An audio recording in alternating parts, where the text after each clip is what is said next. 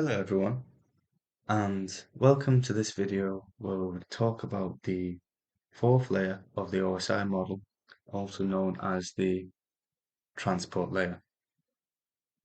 Within this video, we will describe the transport layer, devices that we may expect to see, and what protocols we may encounter. So the transport layer within the OSI model, the fourth layer of this framework. The transport layer has a job of, as it says, transporting information. And depending on the type of data we're receiving, whether it's a file or a video, dictates what protocol we may encounter that is more suitable for the information that we are receiving. So it's responsible for distributing the information to different endpoints and enabling the most effective method for this delivery. So the layer 4 concerns data transmission, as already discussed. It has data types of segments and datagrams. A keyword is gateway, as it is a gateway to different WANs, different networks.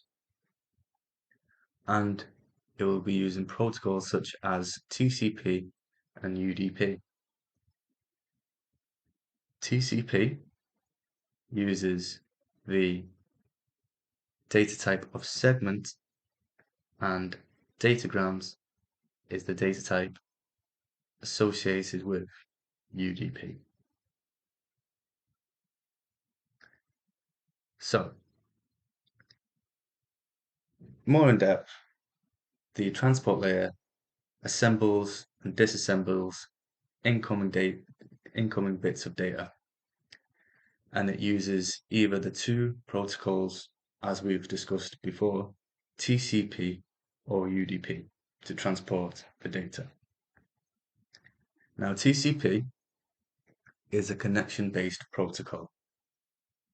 This is more suitable for when we are sending data that is for web browsing, email, text messaging, and file transfer, as it is a connection-based protocol. What we mean by this is that it relies on a solid connection state between two endpoints. And it achieves this by using a handshake that has a SYN, SYNAC, and a SYN, which is to suggest that between two endpoints, we have a SYN or synchronization that says, are we connected? And then a SYNAC is then sent back to that request saying, I acknowledge this synchronization, and then a final SYN to suggest that we concur, we confirm that we have a solid state of connection. This is the reason why it is more applicable to web browsing, email, text messaging, and file transfer, as it relies on this sort of checksum to confirm that there's a solid state of connection between two devices. On the other hand, UDP is a connectionless orientated protocol that uses datagram data types, and it is ideal for gaming, video calling, calls over Wi-Fi, because it doesn't mind if some bits of information are missing.